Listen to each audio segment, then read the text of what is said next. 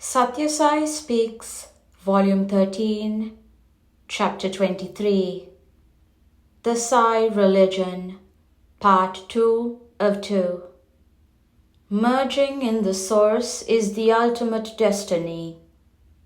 Monism, as propounded by Shankaracharya on the basis of Vedic texts, seemed to the majority of individuals too simple a solution to satisfy their inner urges.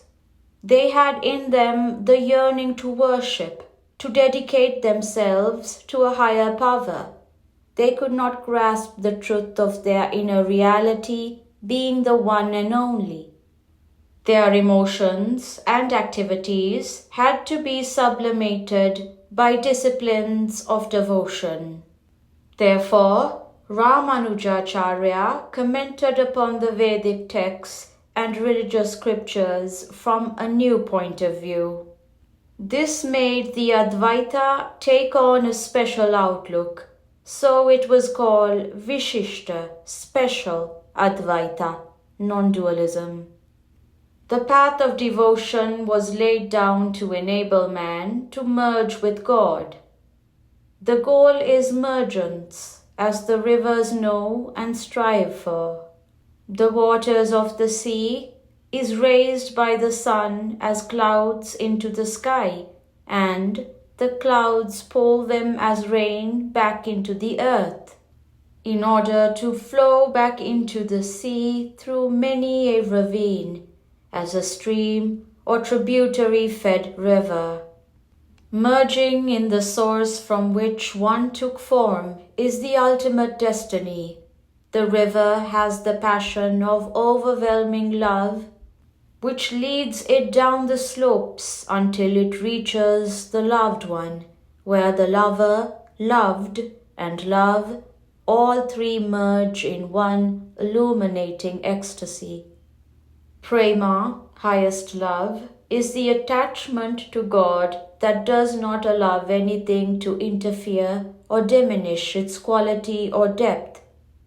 God is loved by the bhakta, devotee, for his sake and not for any incidental benefit or blessing. It is spontaneous, sustaining, and sublime, like a child before the mirror enjoying the reflections of its own pranks and gestures. Complete surrender to the extent of the annihilation of one's own individuality is also beyond most aspirants. Sugar cannot be tasted and enjoyed by sugar. You have to be an ant so that you can revel in the sweetness of that stuff. The craving of man was sought to be satisfied by Madhavacharya, who declared that the jiva, individual soul, will remain ever separate from the universal and that there can be no merging. In Advaita, a flash of intellectual illumination reveals that the Atman, divinity, alone exists, and that all else is deluding appearance. The Vishishta Advaita persists that the river is an integral part of the sea. Dvaita points out that the joy derived from adoration and worship is enough to draw the fulfilling grace of God. All paths laid down by all seers lead to the same goal. There were other seers too, who laid down paths towards the same goal. They announced that the universe belongs to God and that man should not desire to accumulate or appropriate any portion of the divine treasure. They advised that the sapling of devotion must be protected from the pests of sloth, doubt, and fanaticism by the cultivation of valor and vigilance. Among the major religions, I will mention Buddhism. Buddha was so agonized by the suffering that haunts the life of man that he investigated the behavior of the mind and intellect of man and discovered remedial disciplines. He analyzed the vagaries of the mind which led man into the whirlpools of desire. He analyzed the ways of reason too, and spotted the areas where prejudice takes root. Above all, he preached surrender to Dharma, righteousness, to compassion and to Buddha, the Enlightened One. Jainism, the religion that was rendered an all-India movement by Mahavira, extols Jina, the heroic conqueror of the senses, the emotions, and the stratagems of the intellect. He called upon all to carry out the duties equal to their status and professions with steady faith and enthusiasm. He declared that all things and beings are holy in their own right and are but pilgrims on the road to realization. Any injury inflicted on any of them is an intervention in that sacred journey and so has to be scrupulously avoided. The Sai religion is the essence of all faiths. Zoroastrianism, the Parsi religion, was founded by Zoroaster, who wanted that man should ever have the fire of wisdom blazing in his consciousness, so that evil thoughts and tendencies might be reduced to ashes. It has to infuse all thoughts, words, and deeds with the illumination of virtue and vigor. It must destroy all worldly desire and render man pure for entry into the heaven of freedom. Adoration, meditation, and acts of selfless service are essential for the dawn of enlightenment. If we accept the term religion in its literal sense of binding man to God, the Sai religion is the essence of all faiths and religions, including Islam, Christianity, and Judaism.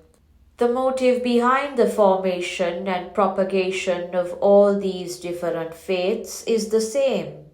The founders and propagators were all persons filled with love and wisdom. Their goal and purpose were the same. None had the design to divide, disturb, or destroy. They attempted to do good, see good, and be good. They sought to train the passions and the emotions, to educate the impulses and instincts, and direct the faculty of reason to paths beneficial to the individual and society. They knew that the mind, which is the breeding ground of desire and attachment, ambition and aspiration, has to be cleansed and properly oriented. Let the family become a center of harmonious living. Sai considers that practice of these disciplines is much more essential than blind faith in a bunch of philosophical theories. No one has the right to advise others unless he is already practicing what he preaches. First, establish the reign of love between the various members in your home. Let the family become a center of harmonious living, sympathetic understanding, and mutual faith. The holy duty of man is to be ever aware of the Atma, divine spirit, that is installed in every living being. This will make him conscious of the kinship he has with all. This is the basis of the brotherhood of man and the fatherhood of God. Cast away the vice of egoism, the evil of greed, and the poison of envy. When you seek joy from something outside you, remember that a far greater joy lies in wait within of your own inner consciousness. When you are afraid of someone or something outside you, remind yourself that the fear is born fed and fertilized in your own mind, and that you can overcome it by denying it. How can fear counter the path of a spiritual aspirant? It can hide in no shadow. It can pester no sadhaka. Spiritual aspirant who has God in his heart. Faith in the Almighty God is the impregnable armor that the sadhaka can wear, and people of all lands are sadhakas, whether they know it or not. Be steady, do not waver, keep straight on, hold fast to the ideal without despair. Pray until God relents. Do not turn away sadly if God does not shower grace when you expect it.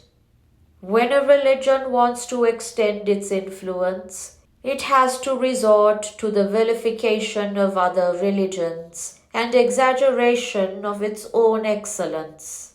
Pomp and publicity become more important than practice and faith. But Sai wants that the votaries of each religion must cultivate faith in its own excellence and realize their validity by their own intense practice.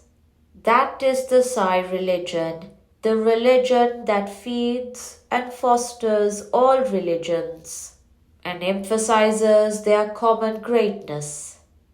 Take up this religion boldly and joyfully. End of Part 2 of 2. Prashanti Nilayam, October 1st, 1976. The Lord is devoid of attachment or hatred. He comes on a mission and is bent only on that task. It is his nature to support the right and admonish the wrong. His task is to restore vision to man, to turn his footsteps along the path of morality and self-control, so that man may achieve self-knowledge. Sri Sathya Sai Baba.